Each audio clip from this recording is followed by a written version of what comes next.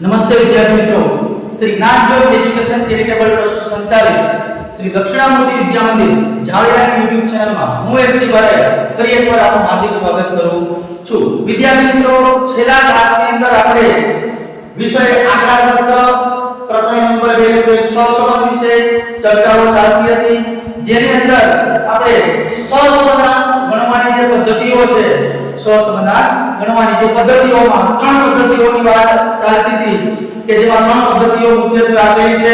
પહેલું હતું વિકર્ણ આકૃતિની રીત, ત્યારબાદ હતું કાર્ટિયસની ગુણનપ્રઘાતની રીત અને અંતમાં આવે છે સ્પીયરમેનની ક્રમાંક સહસંબંધ શોધવાની રીત. આ ત્રણ રીતે આપણે અભ્યાસ કરવાનો છે. છેલ્લા ક્લાસની અંદર આપણે વિકર્ણ આકૃતિની રીતે સહસંબંધ એટલે કે બે જોડો વચ્ચે સહસંબંધ કેવો છે, એનું માપ શું આવે, ઘનિષ્ઠતા કેવી છે એ તપાસવા માટેનો આપણે અભ્યાસ કર્યો. જેમાં વિકર્ણ આકૃતિના બે ઉદાહરણ લીધા હતા અને વિકર્ણ આકૃતિના ત્રણ દાખલાઓ 2.1 આપણે પૂર્ણ કર્યું હતું, જેમાં આપણી પાસે પરફેક્ટ આલેખ ના હોવાને કારણે આપણે આડા પોઈન્ટ દોરેલા હતા, બિંદુઓ દર્શાવેલા હતા, કારણ કે અહીંયા સુધી આપણે આલેખ બહુ મોટો હોય નહીં, બરાબર. છતાં આપણે એક એવો વિડિયો આપણે બનાવી અને તમારે મોકલીશું જેની અંદર આલેખ પોતેની અંદર હું આલેખ દોરીશ, જે સ્વાધ્યાય 2.1 માં જેટલા પણ આલેખો આપેલા છે, ત્રણ દાખલાઓ, એ ત્રણ દાખલાઓનું અલગથી એક તમને વિડિયો રેકોર્ડિંગ કરી અને મોકલીશ, જે તમારે ફક્ત અને ફક્ત અભ્યાસમાં જ ઉપયોગમાં લેવાનો છે, બરાબર છે. એ તમારે હોમવર્કમાં કરવાનું રહેશે નહીં. પણ આજે વિદ્યાર્થી મિત્રો આપણે કાર્ટિયસની ગુણનપ્રઘાતની રીતનો આપણે શું કરવાનો છે, અભ્યાસ કરવાનો છે. પણ એટલે કાર્ટિયસની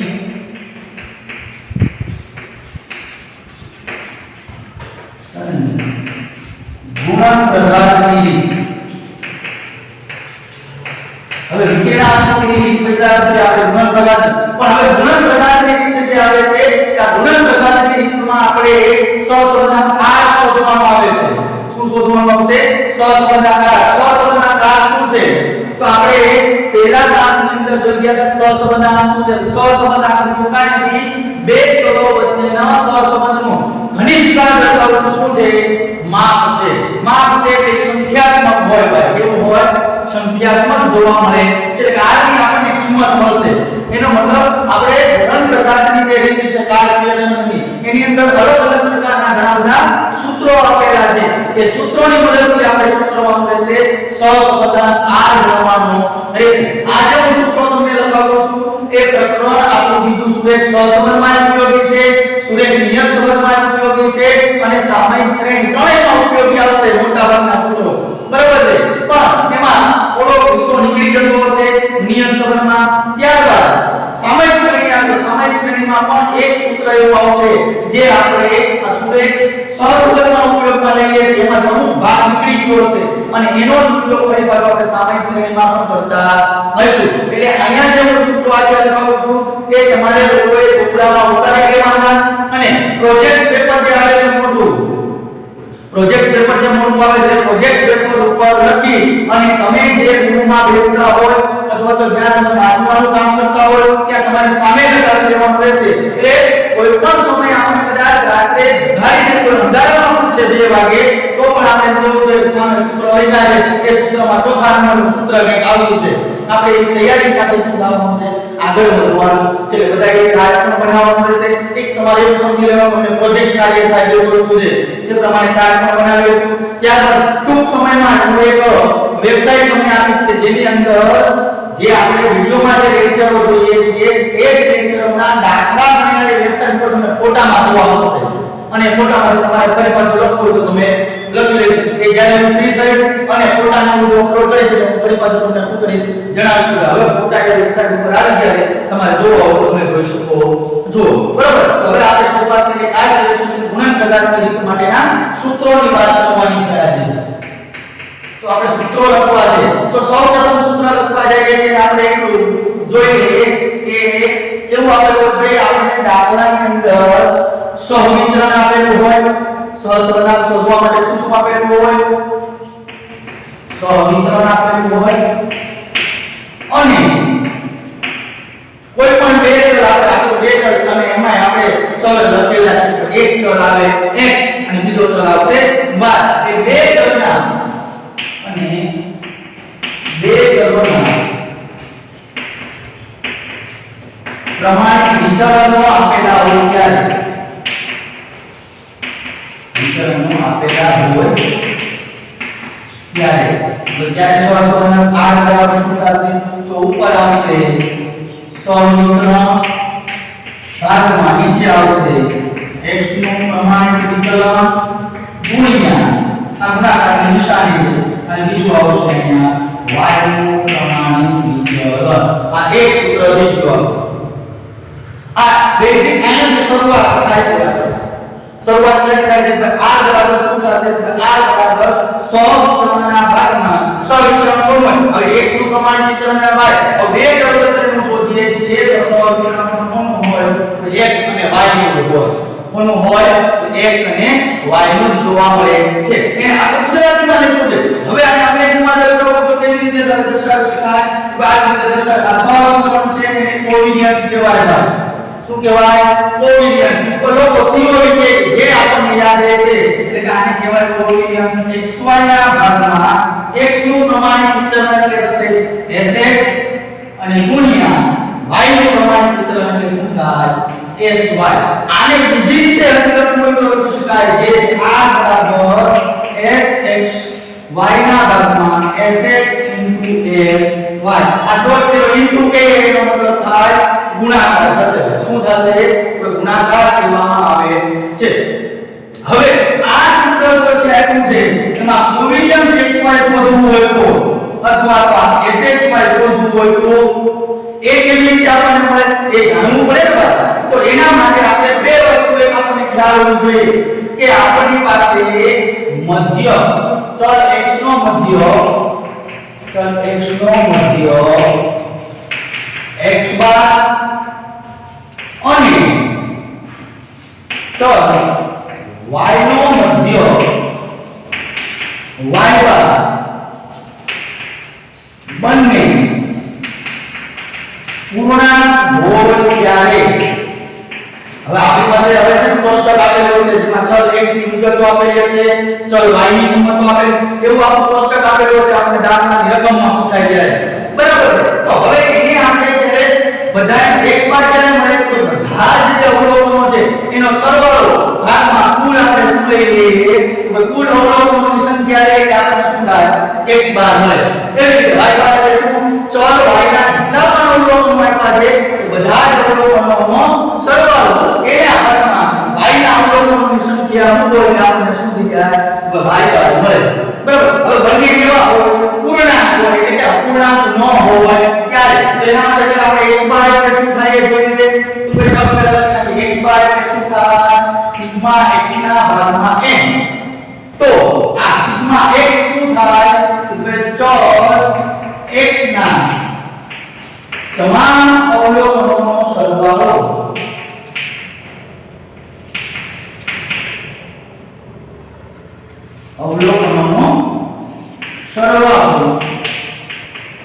ભાગમાં ચલ x ના અવલોકનોની સંખ્યા શું થશે તો x બાર બરાબર શું થાય તો સિગ્મા x ના ભાગમાં n તો સિગ્મા x બરાબર શું થાય ચલ x ના તમામ અવલોકનોનો સરવાળો એટલે જેટલા પણ અવલોકનો હોય x ના x1 x2 x3 આવી રીતે દાખલા તરીકે આપણે કોષ્ટક આપ્યું હોય ચાલો પરીક્ષામાં આપણે આ કોષ્ટક આપેલું છે ચાલો અહીંયા x છે અહીંયા y અહીંયા લઈએ આપણે 4 6 8 9 10 અને 11 એનો મતલબ કેટલા છે 1 2 3 4 5 અને 6 આ 6 નો શું લઈ લેવાનું અહીંયા સરવાળો 4 4 ને 6 10 10 ને 8 18 18 ને 9 27 27 ને 38 48 એના એટલે ઉપર આવશે કેટલા આવશે અહીંયા આપણે 48 અને એના ભાગમાં 1 2 3 4 5 6 અને ભાગમાં કેટલા આવશે 6 એટલે ચલ x ના અવલોકનોની સંખ્યા 1 2 3 4 5 અને 6 અહીંયા 6 મૂકી દીધા આનો બધાનો સરવાળો 6 ને 10 ને 18 18 ને 9 27 37 38 બે સરવાળો આપણે મૂકી દીધો ઉપર આ બીજું x બાર માટે આવું કોના માટે હોય y બાર માટે હોય કોના માટે હોય તો y બાર માટે જોવા મળે છે તો y બાર બરાબર શું થશે y બાર બરાબર સિગ્મા y ના ભાગમાં કેમ આમાં પણ સેમ ટુ સેમ જ્યાં ચલ x લીધું છે ત્યાં શું લખશું આપણે y તો ચલ y ના તમામ અવલોકનો નો સરવાળો ભાગમાં ચલ y ના અવલોકનોની સંખ્યા બરાબર જેવી રીતે અહીંયા આપણે 48 અને 6 એવું ને y ઉપર અલગ હોઈ શકે તો y નો સરવાળો માનો કે 30 થતો હોય આપણે ધારી લઈએ કે 30 થતો હોય તો બધાનો સરવાળો 30 ભાગમાં અહીંયા લઈએ 6 એટલે શું થઈ આપણને y બરાબર કેટલા મળે 5 મળે અને x બરાબર કેટલા મળે આપણને 48 મળવાને પાત્ર છે આ x બાર અને y બાર હવે આ બંને કે પૂર્ણાંક લખવા હોય ત્યારે જ વાત કરી શું હતું હવે આ x બાર અને y બાર બંને તો પૂર્ણાંક હોય ત્યારે આપણે આ કોવેરિયન્સ xy શોધવું છે અથવા તો sxy શોધવું છે સમીકરણ મેળવવું છે પણ ક્યારે જ્યારે આ x બાર અને આ y બાર બંને કેવા હોય પૂર્ણાંક હોય ત્યારે પૂર્ણાંક હોય ત્યારે કેવી રીતે મળે પૂર્ણાંક હોય ત્યારે આપણને મળશે કોવેરિયન્સ xy બરાબર આવશે આપણી પાસે તો સિગ્મા x - x બાર * y - y બાર ના ભાગમાં અહીં આવશે n શું આવશે ત્યાં n કોવેરિયન્સ xy બરાબર શું થશે ક્યારે જ્યારે કેવા હશે પૂર્ણાંક હશે ત્યારે હવે આ પૂર્ણાંક હોય ક્યારે આવવું છે અપૂર્ણાંક હોય તો બીજી રીતે આવવું છે એટલે ઈ પછી પાછું આપણે જોવું પડશે એ ફરી પાછું શું થશે આપણે જોવું છે આ તો હવે આપણને શું મળ્યું ખાલી કોવેરિયન્સ જ મળ્યું છે બહાર આ sx અને sy તો બાકી છે sx અને sy તો કેવું છે આપણે ભણવાનું બાકી છે એનો મતલબ આ ઉપરનું સૂત્ર આપણે લેવું લઈ શકાય તો ભાઈ કોવેરિયન્સ xy બરાબર શું થશે તો સિગ્મા x - x બાર * y - y બાર ભાગમાં n તો આ સૂત્રને આની અંદર મૂકી શકાય કે મૂકી શકાય કેવી રીતે r બરાબર કોવેરિયન્સ ની જગ્યા આપી દો સિગ્મા x - x બાર * y - y ભાગમાં n પણ r બનતા હોય ત્યારે ગુણાકારમાં શું છે sx * sy ને અહીંયા ગુણાકારમાં લઈ લેવાનું sx * sy શું લઈ લેવાનું રહેશે sx * sy હજી ફક્ત આપણે શું મેળવવું છે ખાલી કોવેરિયન્સ જ મેળવવું છે પણ આવી રીતે ત્યારે જ્યારે x બાર અને y બાર દરેક કેવા હોય બંને પૂર્ણાંક આવતા હોય તો અપૂર્ણાંકની તો આપણે વાત જ નથી ભાઈ અપૂર્ણાંકની વાત આપણે ક્યારે કરશું અપૂર્ણાંકની વાત આપણે ત્યારે કરશું જ્યારે બીજી પદ્ધતિએ ગણતા હોય ત્યારે આપણે એવું લેવાનું કે ચલ x નો મધ્યક x બાર અને ચલ y નો મધ્યક y બાર બંને કેવા હોય અપૂર્ણાંક અથવા કાબેલ અપૂર્ણાંક હોય અથવા એક અપૂર્ણાંક હોય કાચલ x બાર અપૂર્ણાંક હોય અથવા y બાર અપૂર્ણાંક હોય અથવા બંને અપૂર્ણાંક હોય ત્યારે આ કોવેરિયન્સ xy છે એ બીજી પદ્ધતિ ગણવું પડે ભાઈ કઈ પદ્ધતિ ગણવું પડશે આપણે બીજી પદ્ધતિ આપણે ગણવું પડે છે એનું સૂત્ર હું તમને લખાવું બરાબર પણ પહેલા આપણે અહીંયા કોવેરિયન્સ શોધીને તો હવે આપણે આ sx અને sy શોધવું આપણા મગજમાં એક સૂત્ર આ કોવેરિયન્સ xy ના ભાગમાં sx * sy એક આપણે મગજમાં રાખવાનું છે બીજું કાઈ કરવાનું છે નહીં એટલે આપણે એને અંદર મગજમાં રાખીએ તો ભાઈ શું આવશે તો કોવેરિયન્સ xy ના ભાગમાં sx * sy આ કોવેરિયન્સ નો સૂત્ર છે હવે આપણે જોવું છે sx અને sy કેવી રીતે ગણી શકાય તે ચાલો sx x આપ્યું છે એનો મતલબ આ પ્રમાણિત વિચલન થતું પણ કોનું ભાઈ ચલ x નું પ્રમાણિત વિચલન થાય કોનું થાય x નું પ્રમાણિત વિચલન થાય અને આપણે સૂત્રમાં લેવું હતું કે પ્રમાણે તો હવે આ sx મેળવવું હોય કેવી રીતે મેળવવા તો sx મેળવવું તો આવી રીતે મેળવી શકાય સિગ્મા x - x બાર નો વર્ગ ભાગમાં n કેવી રીતે મેળવી શકાશે સિગ્મા x - x બાર નો વર્ગ અને એના ભાગમાં શું આવશે n આવશે શું આવશે m એવી રીતે s y હોય તો શું આવશે તો વર્ગમૂળની અંદર સિગ્મા y y બાર નો વર્ગ ભાગમાં શું આવશે m શું આવશે m હવે આ બંને વસ્તુ આ sx અને sy ની જગ્યાએ મૂકી શકાય કે ના મૂકી શકાય ભાઈ સરળતાથી મૂકી શકાય શું કરી શકાય સરળતાથી મૂકી શકાય છે મૂકી શકાય ના મૂકી શકાય ભાઈ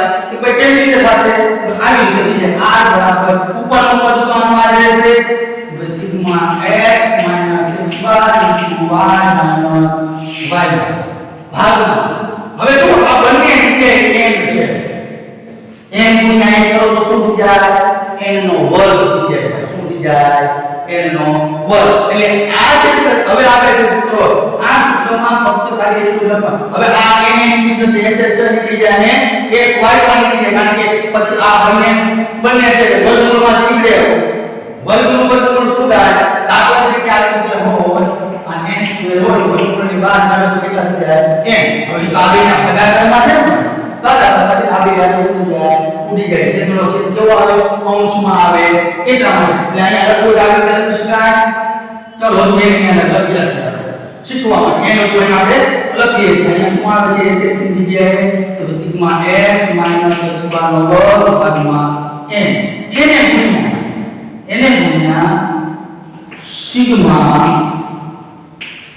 y y બાર નો વર્ગ ભાગમાં n હવે આ બે વર્ગમૂળમાં છે પણ બંને કેવા છે એકબીજાના ગુણાકાર બંને એકબીજાના ગુણાકારમાં હોય તો આવી રીતે લખી શકાય આ કોઈ છેદ લઈ લઈએ બે ભેગું કરી એમાં કે ફેર પડવાનો છે નહીં n ગુણ્યા n નો વર્ગ n ગુણ્યા એટલે શું થશે n નો વર્ગ પણ વર્ગમૂળ પર બહાર આવે તો ખાલી વધે શું ખાલી n જ વધે શું વધે ખાલી n એટલે આ n કીધું પણ આ છેદનો છે ક્યાં આવ્યો બરાબર અંશમાં આવ્યો જાય એટલે ઉપર અહીંયા આવી ગુણાકારમાં n અહીંયા ગુણાકારમાં બંનેને ઉડાડવા તો શું કરી શકાય ઉડાડી શકાય છે એટલે આપણું સૂત્ર r બરાબર આવું થઈ જાય કેવું થઈ જશે r બરાબર સિગ્મા x x બાર y y બાર ભાગમાં પહેલા વર્ગમૂળમાં સિગ્મા x x બાર નો વર્ગ અને બીજા વર્ગમૂળમાં આવશે સિગ્મા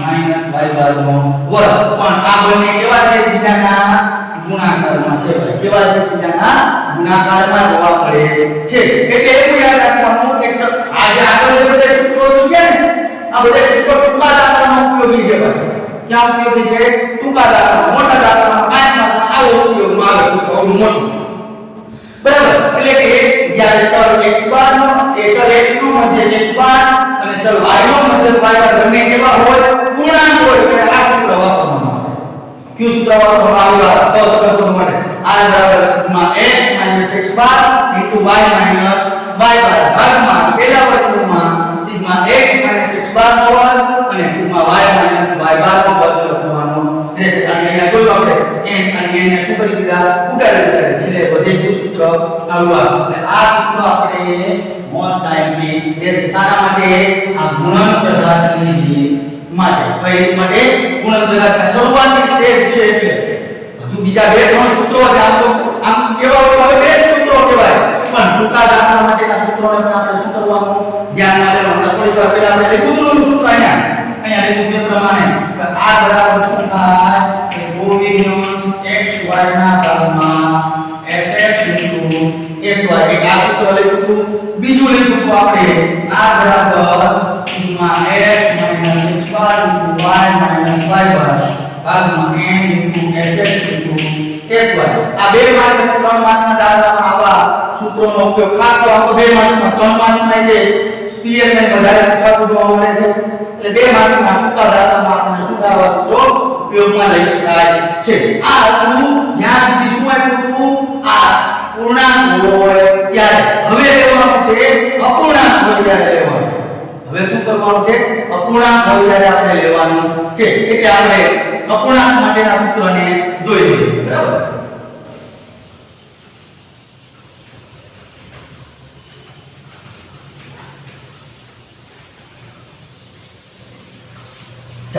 હવે અહીંયા છે ચલ x નો મધ્ય x બાર અને ચલ y નો મધ્ય y બાર બંને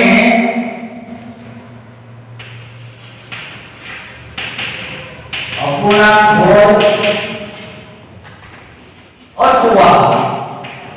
અથવા x બાર અપૂર્ણાંક હોય અથવા y બાર અપૂર્ણાંક હોય ત્યારે અપૂર્ણાંક એટલે આપણે કોઈ પોઈન્ટમાં રકમ આવી જોઈએ.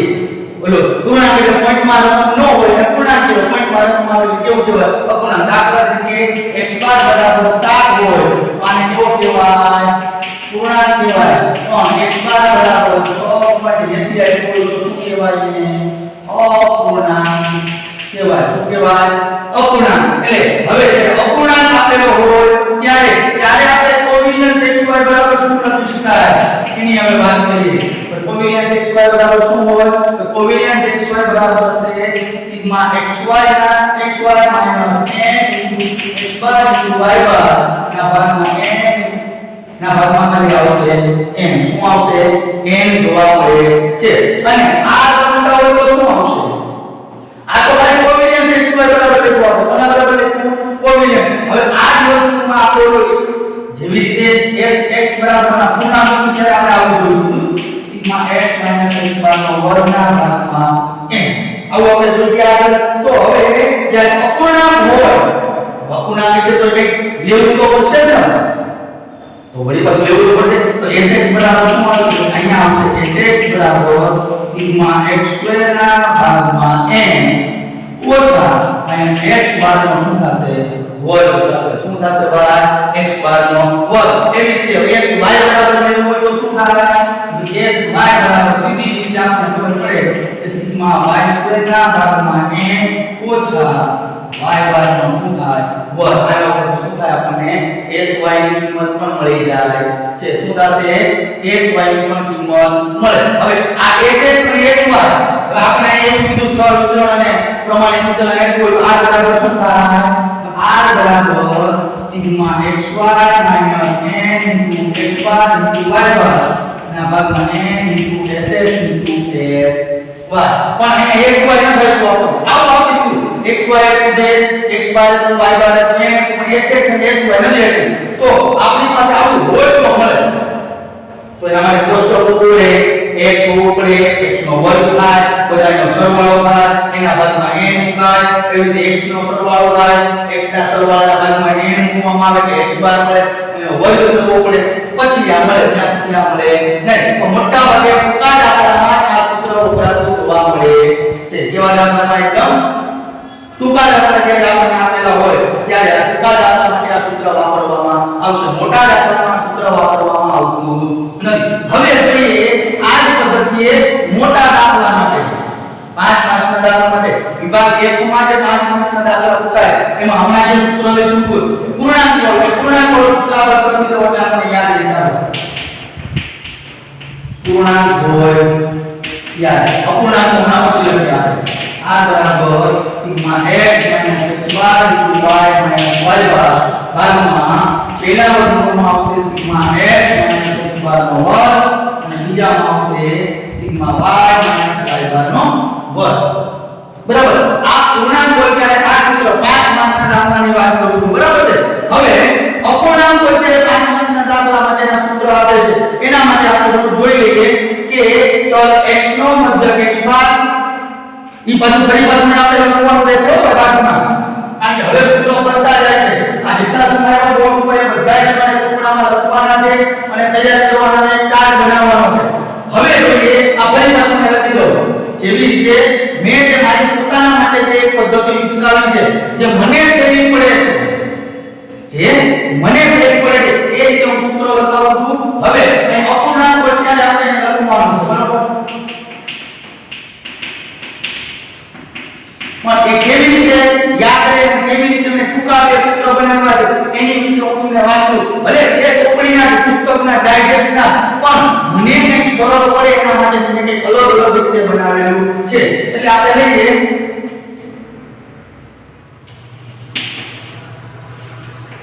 બે ચલ x અને y ના મધ્યકો x બાર અને y બાર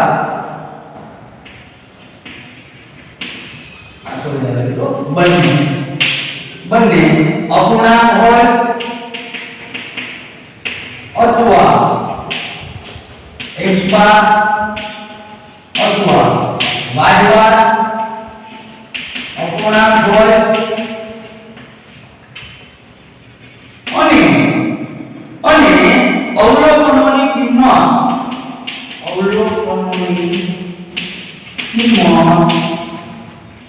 20 કરતા નાની હોય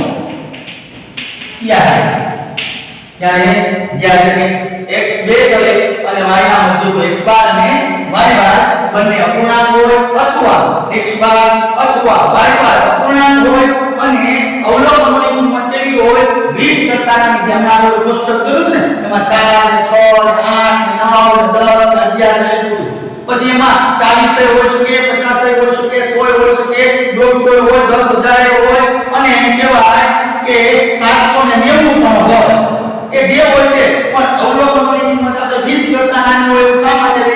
કારણ કે સામાન્ય રીતે આપણે 20 સુધી આપણને વર્ગ એવું બધું આવડતું હોય એટલા માટે એટલે મેં શું કીધું ડિવાઇડ કરી દીધું 20 સુધી આપણને વર્ગ આવડે છે. ભલે કેલ્ક્યુલેટરનો જમાનો છે પણ ઝડપથી ગણતરી કરવા માટે તમને મૌખિક જેટલું આવડતું એટલું વધારે વિતાવો રહેશે. એટલે આપણે શું કરીએ 20 કરતા નાની હોય ત્યારે એનું સૂત્ર વાપરવું એ આપણે કીધું r બરાબર ત્યારે શું સૂત્ર આવશે r બરાબર n sigma xy minus sigma x ગુણ્યા સિગ્મા y એના ભાગમાં આવશે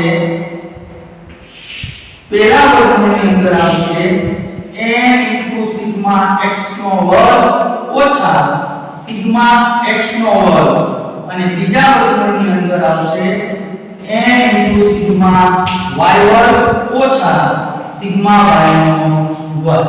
આ સૂત્ર આપણે આવશે પણ અહીંયા આપણે સ્પષ્ટ એક જોવાનું અહીંયા જે સિગ્મા x છે એનો અહીંયા વર્ગ કરવાનો બાદબાકી અને અહીંયા જે સિગ્મા y આપેલું છે આનો વર્ગ અહીંયા કરવાનો રહેશે.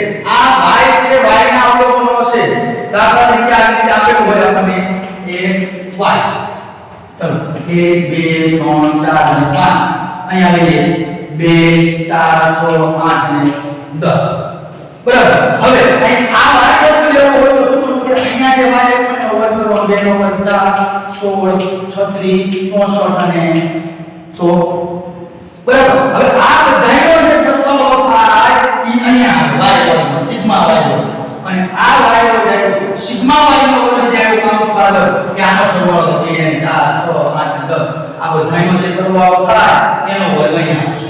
આ જ રકમ આવશે અહીંયા વર્ગ આવશે ને અહીંયા ખાલી આવશે બરાબર. આ નો અવલોકનો કેવા હોય 20 કરતા નાના હોય ત્યારે હવે આપણે જે અગત્યની વાત જે કરવાની છે હવે આપણે આના કરતા પણ અગત્યની વાત કે અવલોકનોની કિંમત 20 કરતા નાની હવે કેવી છે આપણે મોટી હોય ત્યારે આ તમારે લખવાનું છે. આ અંદર આપણે તમને ઉદાહરણ માટે સમજાવ્યું છે નાના કાઢી નાખી બરાબર કે બે ચલ x અને y ના મધ્યકો x બાર અને y બાર બંને અપૂર્ણાંક હોય અથવા x બાર અથવા y બાર અપૂર્ણાંક હોય ત્યારે આપણે જોયું અને 20 કરતા નાની હોય ત્યારે મોટી અવધિ શીખવાનું જે લખ્યું છે બરાબર.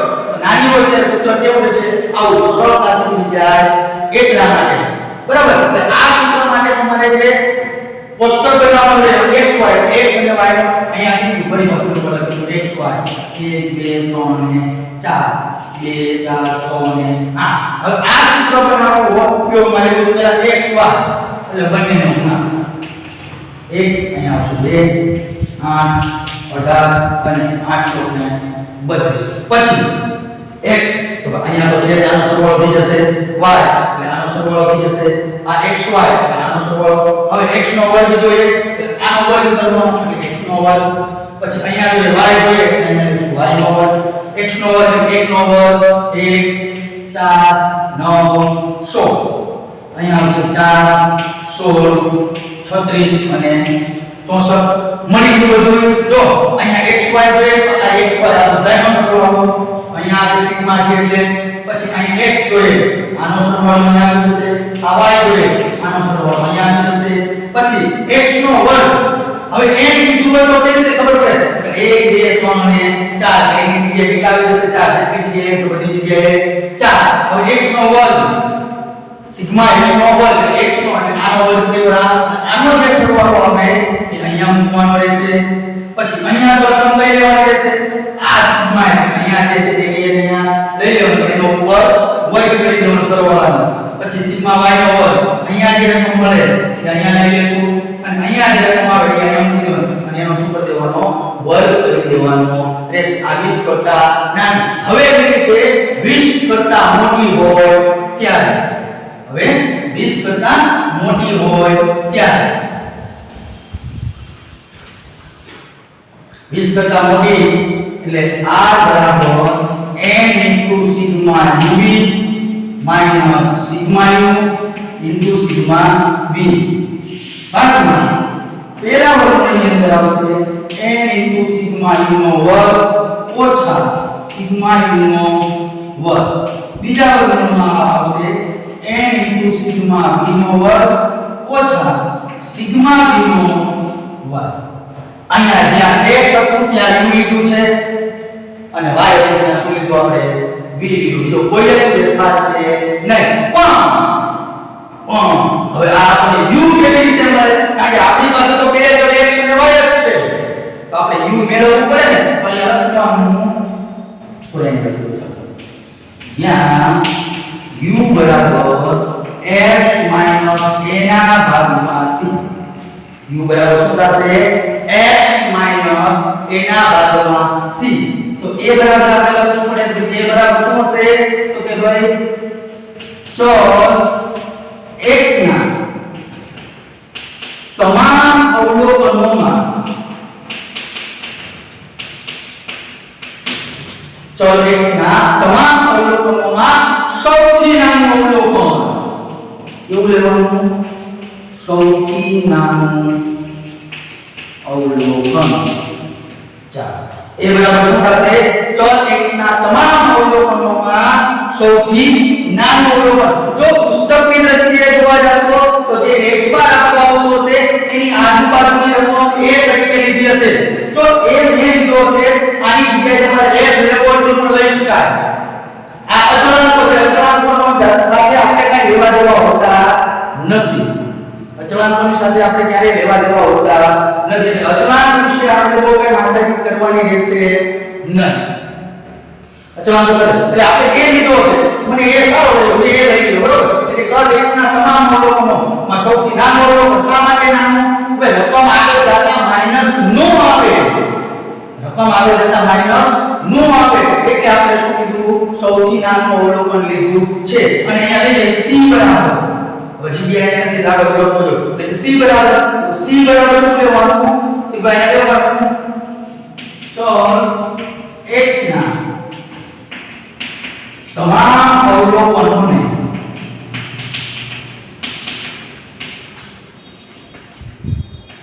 જે સંખ્યા વડે ભાગી શકાય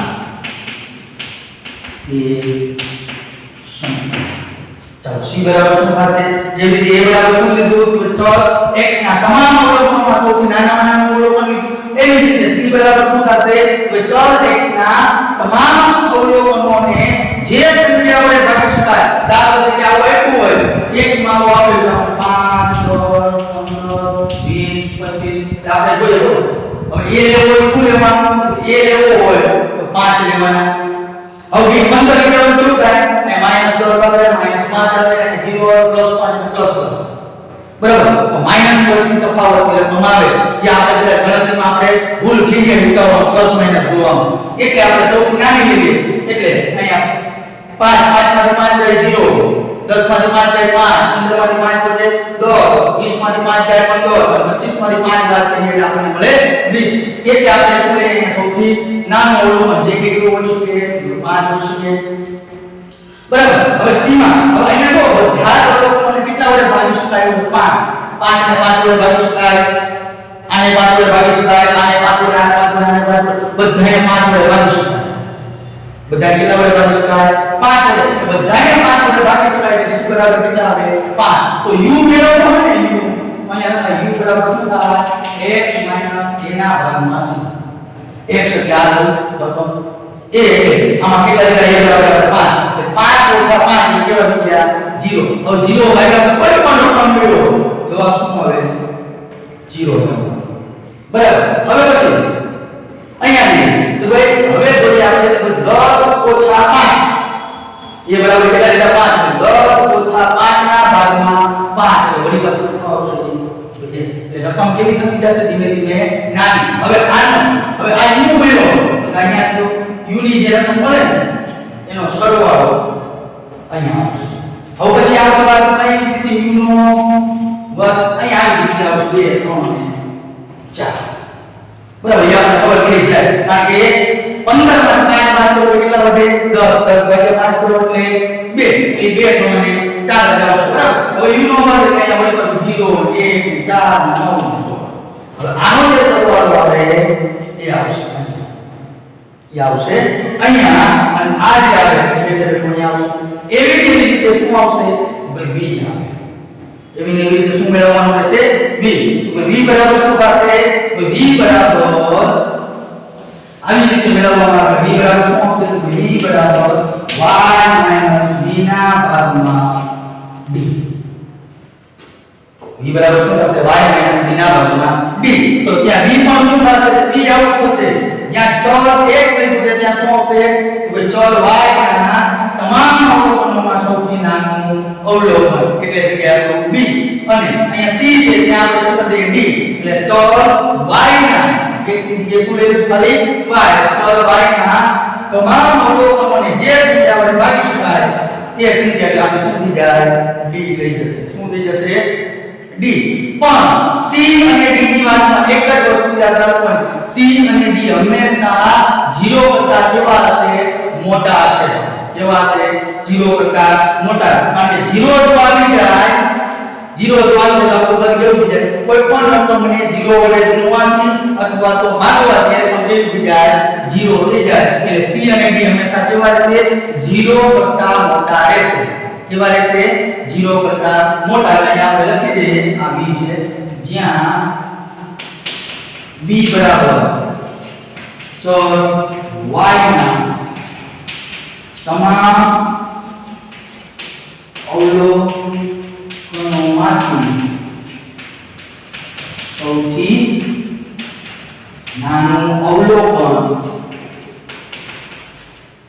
અને d બરાબર ચલ y ના તમામ અવલોકનોને જે સંખ્યા વડે ભાગી શકાય તે સંખ્યા ચલ y ના તમામ અવલોકનોને જે સંખ્યા વડે ભાગી શકાય તે સંખ્યા એટલે આપણે શું થઈ જાય d અને સૌથી અગત્યનું જ્યાં c અને d હંમેશા 0 કરતા મોટા હશે કેવા હશે 0 કરતા મોટા એને સંકેતમાં દર્શાવી દઉં હું જગ્યા એટલે c અને d આ બંને કેવા હશે મોટા આનો ભાગ મતલબ એવો થાય કોણી વાળો ભાગ જે હોય એ નાનો હોય અને આ ખુલ્લો ભાગ જે હોય કેવો હોય મોટો અને અવસ્થાય હોય આગળનો ભાગ મોટો દેખાય આ બધું આપણો ભાગ એટલે કેવો કહેવાય નાનો c અને d હંમેશા કેવા છે 0 કરતા મોટા જોવા મળે છે આ થયા એટલે આપણા સૂત્રો આ સૂત્રોની મદદથી આપણે આ કાર્યક્ષમની ગુણન પ્રદાનની રીતના બધા જ દાખલાઓ આપણે ગણશું અહીંયા આપણે આપણો ક્લાસ પૂર્ણ કરીએ છીએ હવે સહસંબંધના ગુણધર્મો આપ્યા છે અને એ સહસંબંધ r ની કિંમતનું આપણે અર્થઘટન કરવાનું છે એ આના પછીના ક્લાસની અંદર કરશું અહીંયા આપણે આપણો ક્લાસ પૂર્ણ કરીએ છીએ તમારે બધા જ વિદ્યાર્થી મિત્રોએ આ સૂત્રોને એકવાર ચોપડામાં લખવાના છે એકવાર ચાર્ટ બનાવવાનો છે અને એ ચાર્ટ તમારી દિવાલ પર લગાવી રાખવાનો છે જેની મદદથી આપણને દાખલા ગણવામાં સરળતા રહેશે અને તૈયારીમાં શું થશે સરળતા પ્રાપ્ત થાય છે આ સૂત્રોનો વિશેષ ખ્યાલ અને વધારે આપણને મજા જ્યારે આપણે દાખલા ગણશું ત્યારે આવશે કારણ કે જેમ જેમ દાખલાનો જવાબ આવશે એમ આપણે નવો દાખલો ગણવાની તત્પરતા શું થશે? વધતી જશે. તો આપણે અહીંયા આપણા ક્લાસ પૂર્ણ કરીએ છીએ. અસ્તુ. જય હિન્દ, જય ભારત.